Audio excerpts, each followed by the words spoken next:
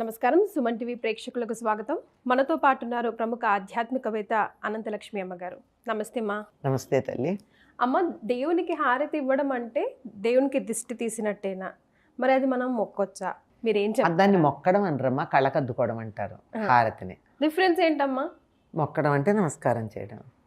Okay, అది కాదు కదా. దీన్ని నీరాజనం అంటారు, ఆరతి అంటారు, ఆరత్రికం అంటారు. దీన్ని తెలుగులో కన్నడ ప్రభావం వల్ల చేరి హారతి అంటున్నాం. ఇది ఏదైనా దేంతో ఇస్తారమ్మా? సాధారణంగా ఇది ఇచ్చేదంతా కూడా కర్పూరంతో ఇస్తారు. 27 రకాల హారతులు ఉన్నాయి అని చెప్తే వాటిల్లో కొన్ని తీసుకొచ్చి రకరకాల హారతులు, బిల్వ హారతి, నంది హారతి, ఏదో నాగహారతి, ఇలా రకరకాల హారతులు ఇస్తున్నారు. ఈ హారతులన్నీ కూడా దేంతో ఇస్తున్నారు? నూనెలో ఒత్తి ముంచి దాన్ని ఆ హారతులే ఇస్తున్నారు. కానీ మనం మామూలుగా మంగళహారతి అని చెప్పేది దేంతో ఇస్తాం? కర్పూరంతో ఇస్తాం. కర్పూరానికి చాలా ప్రత్యేకమైన విలువ ఉంది. ఈ కర్పూర హారతి ఏదైతే ఉందో దాన్ని మొదట్లో ఇవ్వం, పూజ మొదట్లో దరిదాపుల్లో చివరిస్తాం. ఎందుకు అంటే ఇంతసేపు కూర్చోబెడితే ఆయన్ని పూజ చేస్తే అలిసిపోడా దేవుడు కూడా. అందుకని ఆ అలసట తీరడానికి కొంచెం ఆయనకి ఆ మొహం ఇలా తుడిచినట్టుగా రకరకాల తుడుపుళ్ళు ఉంటాయి కదా మనకి. కొన్ని సందర్భాల్లో చాలా అలసిపోతే చల్లని నీళ్ళతో మొహం కడుక్కుంటే ఎంతో తేలిగ్గా ఉంటుంది. అలా నీళ్ళు అందుబాటులో లేనప్పుడు ఏదో మన వాళ్ళ టిష్యూస్ ఏవో ఉంటాయి, వాటిల్లో ఏవో ఎడుకెలోన్ లాంటిది వేసుకొని మొహాన్ని ఇలా అద్దుకుంటారు, అయినా బాగానే ఉంటుంది. అది లేకపోతే ఒక్కసారి ఇట్లా హాయిగా, అందుబాటులో లేదు, ప్రయాణంలో ఉన్నాం కానీ చికాగ్గా ఉంది, ఒకసారి ఇలా హాయిగా కళ్ళని మొహాన్ని కళ్ళు మూసుకుని ఇలా తుడుచుకుంటాం. అప్పుడైనా కొంచెం తేలిగ్గా అనిపిస్తుంది. ఇట్లా రకరకాలుగా అలసటని చికాకుని పోగొట్టే పద్ధతులు ఉన్నాయి. అందులో త్వరగా అలసట పోగొట్టగలిగిన లక్షణం కర్పూరానికి ఉంది. అదేమన్నా అంటే పచ్చకర్పూరం కళ్ళల్లో పెట్టినట్టుంది అని మన వాళ్ళు అంటారు.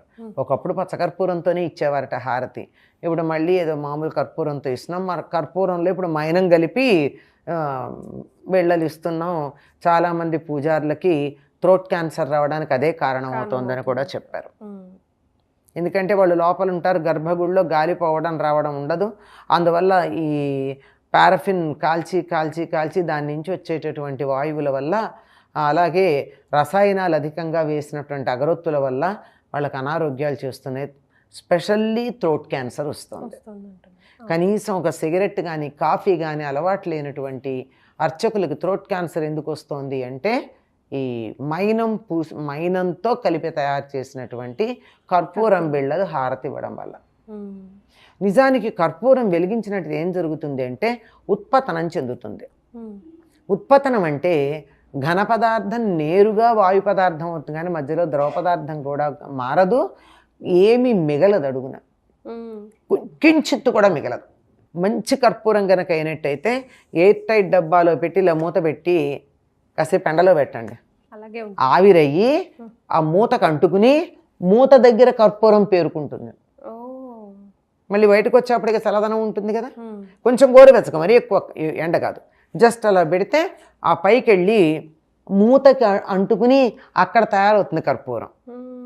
అంటే ద్రవ పదార్థం అవ్వదు, నేరుగా అయిపోతుంది, ఏమీ మిగలదు, ఏం మిగలకూడదు అసలు. కానీ ఇప్పుడు మనం తీసుకుంటున్న కర్పూరం బిళ్ళలు అడుగున మసి పేరుకుంటుంది ఏకహారతికి కదా. అటువంటి కర్పూరం ఏదైతే ఉందో ఉత్పతనం చెందేది, అటువంటి కర్పూరంతో గనక అలా హారతి ఇచ్చినట్టే దాని నుంచి వచ్చేటటువంటి వాయువు ఏదైతే ఉందో, పొగ ఏదైతే ఉందో, అది అలసటని పోగొట్టి అనిపిస్తుంది. అందుకే పూర్వకాలం పచ్చకర్పూరం వేసి నూరిన కాటుకు పెట్టుకునేవాళ్ళు కంటికి, హాయిగా ఉండేది. కంటి చూపు చాలా కాలం పోకుండా ఉండేది. 90 ఏళ్ళు వచ్చినా కళ్ళజోడు లేకుండా సూదిలో దారం ఎక్కించగలిగేవారు. పచ్చకర్పూర కాటుకి కారణం, అంతటి ప్రభావం కలిగింది. అటువంటి హారతి ఇచ్చినప్పుడు అలసట తొలగిపోతుంది.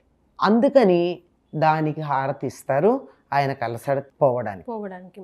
మరొకవేళ కొన్నిసార్లు హారతి ఇచ్చే టైంలో కొండెక్కుతుంది, దానికి ఎలాంటి దోషాలు చెప్తారు? ఒకవేళ ఏమైనా పరిహారం ఉందా? దానికి దోషం ఉంటే పరిహారం ఏమైనా ఉందా? ఏమీ అవదమ్మా. కర్పూరం తక్కువ ఉండొచ్చు, గాలి వచ్చి ఉండొచ్చు, మనం శ్రద్ధ దాని మీద పెట్టకపోయి ఉండొచ్చు, అంతకు మించి ఏమీ అవ్వదు, మళ్ళీ వెలిగించుకుంటే చాలు. సరిపోతుంది. ఇలాంటి వాటి గురించి తుమ్మితో ఊడిపోయే ముక్కుని ఎంతకాలం పట్టుకుంటాం? కర్పూరం ఆరిపోతే ఏదో అశుభం జరిగి ఇంకేదో అయితే ఇంకో అశుభం జరిగితే మనకు అసలు ఆత్మధైర్యం లేనప్పుడు, మనకు ఆత్మబలం లేనప్పుడు ఇట్లాంటివన్నీ మనకి ప్రభావం కనపడుతూ ఉంటాయి. ఇట్లాంటివి ఏవి పట్టించుకోనక్కర్లేదమ్మా, మన మనసు బాగుంటే చాలు. ఇంకో కర్పూరం ఎందుకు ఇస్తాము అంటే మనని మనం సమర్పించుకోవడానికి సంకేతంగా ఇస్తాం. అంటే నేనంటూ ఏం మిగలను, నీకు పూర్తిగా సమర్పించుకుంటున్నాను అని చెప్పడం.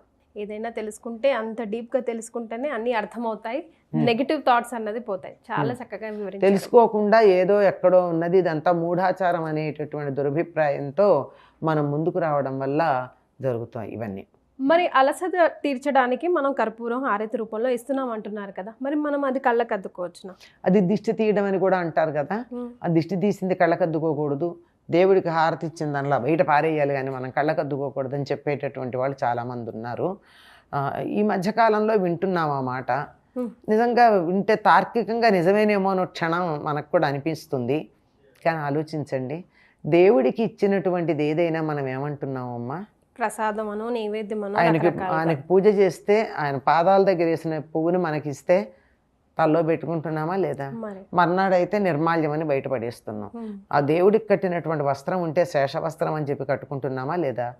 అలాగే ఆయనకి హారతి ఇచ్చినటువంటి దాన్ని మనం, ఆయన అనుగ్రహం దాని మీద ఎలాగో ఉన్నప్పుడు దాన్ని మనం తీసుకుంటే తప్పేమిటి? ఆలోచించండి. కరెక్ట్. బయట వేయాలని మాత్రం నేను వినలేదు, అని అనం కూడా అనేవాళ్ళు కూడా ఉన్నారు. వాళ్ళకి ఈరోజు సమాధానం మనం చెప్పేశాం.